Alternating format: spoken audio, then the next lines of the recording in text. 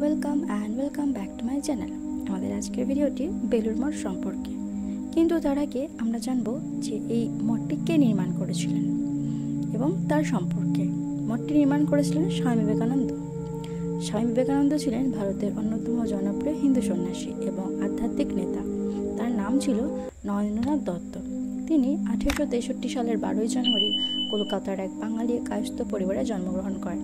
তার পিতার নাম ছিল নরেন্দ্রনাথ দত্ত। তিনি কলকাতা হাইকোর্টের একজন আইনজীবী ছিলেন। তার মায়ের নাম ছিল ভুবনেশ্বরী দেবী। ছোটবেলা থেকেই তিনি আধ্যাত্মিকতার দিকে ঝুঁকে পড়েছিলেন।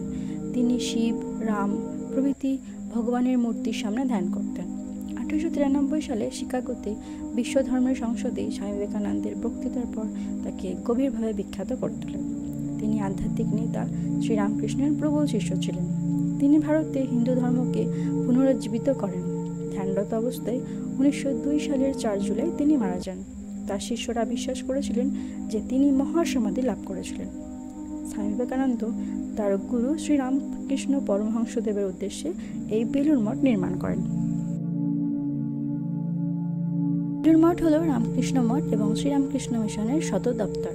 এটি হুগলি নদীর পশ্চিম তীরে ভারতবর্ষের পশ্চিমবঙ্গের বেলুড়ে অবস্থিত। শ্রীরামকৃষ্ণ পরমহংসের প্রধান শিষ্য স্বামী বিবেকানন্দ বেলুড় মঠ মন্দির প্রতিষ্ঠা করেন। এটি কলকাতার উল্লেখযোগ্য প্রতিষ্ঠানগুলোর মধ্যে একটি। এটি তার স্থাপত্যের জন্য উল্লেখযোগ্য, যা হিন্দু, ইসলামী, বৌদ্ধ এবং খ্রিস্টান সকল ধর্মের ঐক্যের প্রতীক।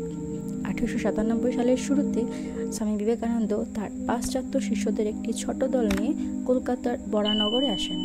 তার দ্বারা দুটি মঠ প্রতিষ্ঠিত হয়েছিল, একটি বেলুড়ে যা রামকৃষ্ণ মিশনের সদর দপ্তরে পরিণত হয়েছিল এবং অন্যটি হিমালয়ের মায়াবতীতে চম্পারত জেলার উত্তরাখণ্ডে, যাকে অদ্বৈত আশ্রম বলা হয়। এই মঠগুলি ছিল এমন যুবকদের গ্রহণ এবং প্রশিক্ষণের জন্য যারা অবশেষে শ্রীরামকৃষ্ণ মিশনের সন্ন্যাসী হয়ে উঠবে এবং তাদের কাজের জন্য তাদের প্রশিক্ষণ দেবে। স্বামী বিজ্ঞানানন্দ স্বামী বিবেকানন্দের একজন ভাই সন্ন্যাসী এবং শ্রীরামকৃষ্ণের সন্ন্যাসী শিষ্যদের একজন, যিনি তার প্রাক সন্ন্যাসী জীবনে একজন সিভিল ইঞ্জিনিয়ার ছিলেন। বিবেকানন্দ এবং তৎকালীন রাষ্ট্রপতি স্বামী শিবানন্দের ধারণা ছিল মন্দিরের নকশা করেছিলেন। বেলুড় মঠ 13 মার্চ 1929 তারিখে ভিত্তিপ্রস্তর স্থাপন করেন। 14 জুলাই 1938 সালে মকর সংক্রান্তির দিন মন্দির পবিত্র করা হয়েছিল। বেলুড় মঠের রামকৃষ্ণ মন্দিরটি ভারতীয় ধর্মের বৈচিত্র্য উদযাপন করার জন্য ডিজাইন করা হয়েছে। বিভিন্ন অবস্থান থেকে দেখা গেলে এটি একটি মন্দির, এটি একটি মসজিদ, এটি একটি গির্জার অনুরূপ। বেশ কয়েকটি ধর্মের স্থাপত্য শৈলী এবং প্রতীকবাদকে বেলুড় মঠের নকশায় পরিণত করা হয়েছে। মন্দিরের প্রধান প্রবেশদ্বার সাঁচির বৌদ্ধস্তূপ এবং অজন্তা গুহাগুলির মতো প্রধান প্রবেশদ্বার বৌদ্ধ শৈলী দ্বারা প্রভাবিত। প্রবেশদ্বারের উপরে উঠে যাওয়ার কাঠামোটি দক্ষিণ ভারতের হিন্দু মন্দিরগুলির আদলে তৈরি। মন্দিরের অভ্যন্তরে জানালা ও বারান্দাগুলি উত্তর ভারতের রাজপুত ও মুঘল শৈলীতে তৈরি। কেন্দ্রীয় গম্বুজটি ফ্লোরেন্স ক্যাথেড্রালের ডুমোর রেনেসাঁ স্থাপত্যের আদলে তৈরি। মন্দিরের উচ্চতা প্রায় 112.5 ফুট এবং মোট এলাকা 32,900 বর্গফুট জুড়ে রয়েছে। মন্দিরটি মূলত চুনা পাথরে নির্মিত এবং সামনের কিছু অংশ সিমেন্টের। গর্ভ মন্দিরের চারিদিকে প্রদক্ষিণ করার জন্য প্রশস্ত পরিক্রমা পথটি বৌদ্ধ চৈত্য এবং খ্রিস্টান গির্জার মতো নির্মিত। মন্দিরের বাইরে অর্ধবৃত্তাকার চূড়ায় নবগ্রহ মূর্তিগুলির জালিকাঠির মূর্তিগুলি খোদাই করা রয়েছে। সোনার কলস মন্দিরের শীর্ষে স্থাপিত এবং নিচে একটি পূর্ণ প্রস্ফুটিত পদ্ম রয়েছে। শ্রীরামকৃষ্ণের একটি পূর্ণ আকারের মূর্তি একটি ডমরু আকৃতির মার্বেলের পাদদেশের উপর 100টি পাপড়িযুক্ত পদ্মের উপর উপবিষ্ট রয়েছে। শ্রীরামকৃষ্ণের মূর্তিটি কলকাতার বিখ্যাত ভাস্কর প্রয়াত গোপেশ্বর পাল তৈরি করেছিলেন এবং মন্দিরের অলঙ্করণটি শিল্পী প্রয়াত নন্দলাল বোস দ্বারা কল্পনা করা হয়েছিল। পবিত্র মায়ের মন্দিরটি শ্রীরামকৃষ্ণের স্বরধর্মিণী সারদা দেবীকে উৎসর্গ করা হয়েছে। বেলুড় মঠে প্রবেশপথে পবিত্র মায়ের মন্দির। মন্দিরটি সেই জায়গায় ওপরে যেখানে তার মৃতদেহ আগুনে পুড়িয়ে দেওয়া হয়েছিল। পবিত্র মায়ের মন্দিরটি 21 ডিসেম্বর 1921 সালে পবিত্র করা হয়েছিল। স্বামী বিবেকানন্দ মন্দিরটি সেই জায়গায় দাঁড়িয়ে আছে যেখানে 1902 সালে স্বামী বিবেকানন্দের মৃতদেহ দাহ করা হয়েছিল।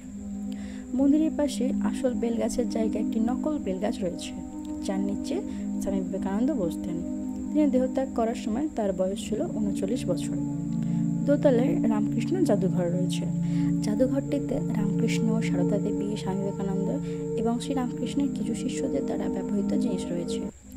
এছাড়া বিভিন্ন মডেল রয়েছে, যেমন বাড়ির মধ্যে শ্রীরামকৃষ্ণের কক্ষ, যেখানে তিনি 12 জন শিষ্যকে পোশাক বিতরণ করছেন, বিবেকানন্দকে নেতা হিসেবে অভিষিক্ত করার মডেল ইত্যাদি।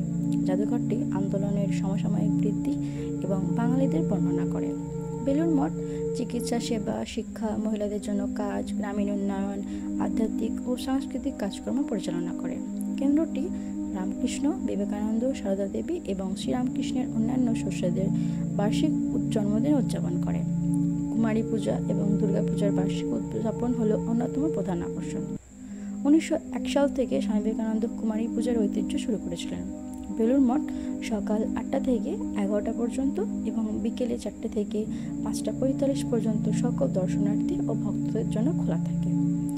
এই ছিল ভারতবর্ষের একটি অন্যতম প্রধান হিন্দু মন্দির বেলুড় মঠ সম্পর্কে। আশা করছি ভিডিওটি আপনাদের ভালো লাগবে। ভালো লাগলে অবশ্যই লাইক করুন এবং আমার চ্যানেলটি সাবস্ক্রাইব করুন। Thanks for watching.